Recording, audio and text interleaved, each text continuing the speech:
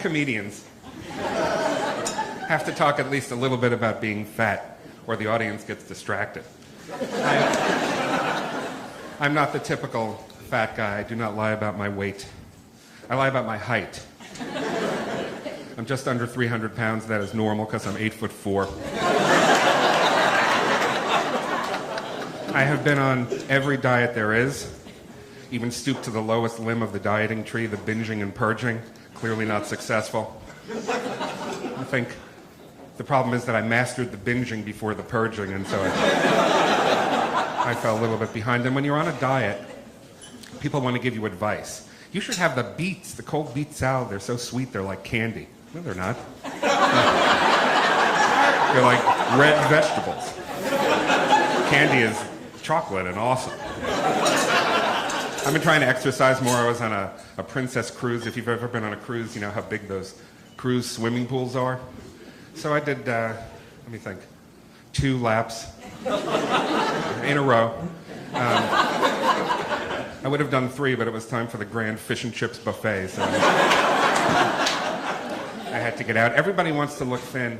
Everybody wants to look thin, except for one time, and that is when you are flying on Southwest Airlines. Let me explain. You get on the plane early, you take a window seat near the front of the plane, another stranger gets on a few minutes after you and takes an aisle seat in the same row, and now there is this space between you that you have to defend, and that's as the final parade of morons are walking onto the plane who don't know how to print a boarding pass at home. That's when you want to look as fat and unsavory as possible. I scratch and I put half of my belly and one of my tits into the neutral zone. And we don't get a break. You know, when you have to buy clothes in a special store, and they're all called like Rochester Big and Tall or Casual Male XXX. And I'm shopping for pants like 10 years ago in a place called like Loch Ness Clothing. And this little handicapped salesman comes up to me in an electronic wheelchair, and at the top of his lungs, he says, "Can I help you find something, big guy?" Big guy. In what universe is that politically correct? No, I'll find it myself, little polio man. I'll be fine.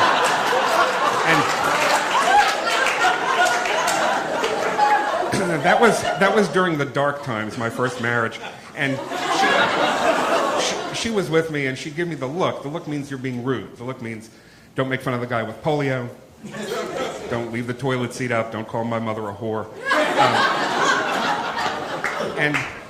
And it was, you know, it was difficult to deal with that. Back then. We were married 15 years, and then we decided to get our basement redone. And we get the whole works: the game room, the theater, the wine cellar, and it takes him 10 months to finish. And when he leaves, she leaves with him. True story. It was a horrible marriage and an awesome basement, which I kept. So it's a pretty good trade. And if you don't believe my story, you can look on her website, ifuckthehelp.com, and look that up. But I remember it was sad. I had two little boys at the time. You know, I wanted a boy and a girl. I wanted a boy first and then a girl so they could sleep with each other's friends when they got older. You don't always get what you want. And I remember sitting down with my ex-wife and the kids and saying, "You're going to have 2 homes now and we both still love you." And then I took them in private and said, "Mommy doesn't love us." I hope I don't kill myself. Anyway, she's having some bad times right now, and I hate to kick her while she's down, but that's the best time to kick somebody, when they're right down there. So the problem is she's 20 houses up the street, and once you're divorced from someone, they think they can still talk to you like you're their spouse. So she'll see me and she'll say, "You know, you look better with your hair cut." And I'm thinking, I think you would look better with your throat cut.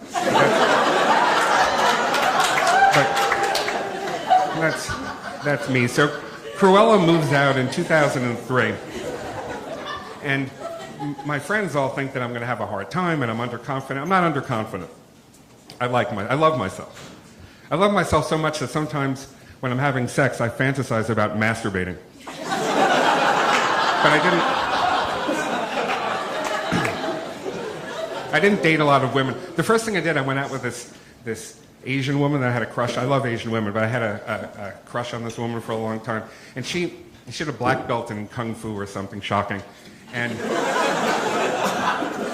it's my theory that Asian kids take martial arts when the rest of us are learning, like, pronunciation or something. So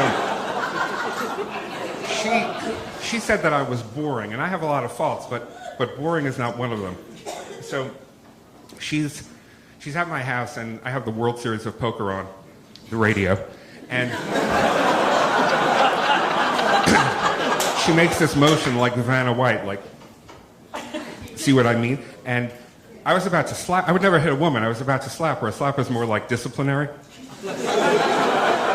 And she gets into that Miyagi, Karate Kid, Crane. So I avoided dating for a while because it just made me nervous.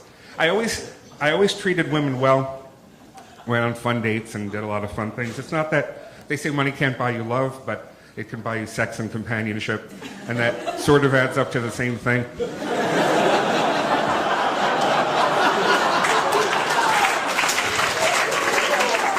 To me, the hard part was the physical part. It's when's the right time for the first kiss? When do you hold someone's hand?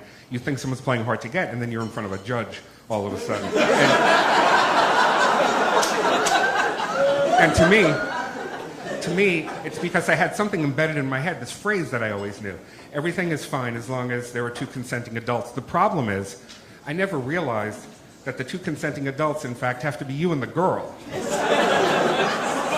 It can't be like, hey, Ralph, how about I nail this waitress? Anyway, that's all over now. I'm a happily married newlywed. Thank you. She is a urologist like I am, which means she sees a lot of dick. As did my first wife, but for a different reason. But I'm going to leave you with this advice for people who either are in a serious relationship or contemplating a serious relationship or marriage. A couple of things. Number one, beware of women with migraines. They are the ultimate excuse. I can't go out to the movies, you can't watch the Super Bowl, the TV's on too loud, I have a migraine, you can't have anal sex with me. Whatever. And it's not like that's my thing, anal sex. It's something I've actually only done once with my ex-best friend's little sister. But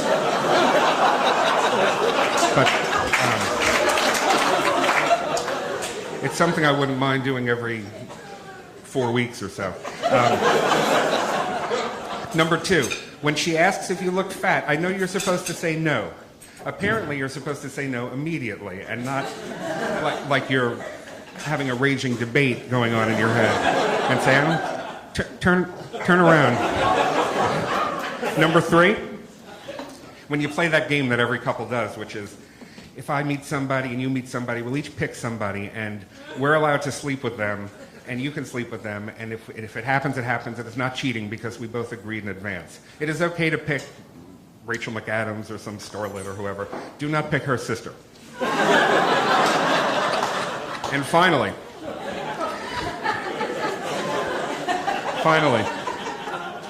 when you're being humble and you're telling somebody what you want for Christmas or your birthday, it is perfectly fine to say all you want is a tie.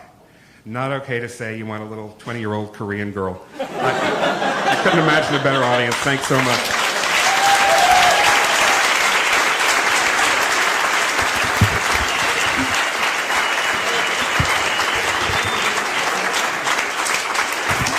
Keep it going. Rich Harkaway, everybody.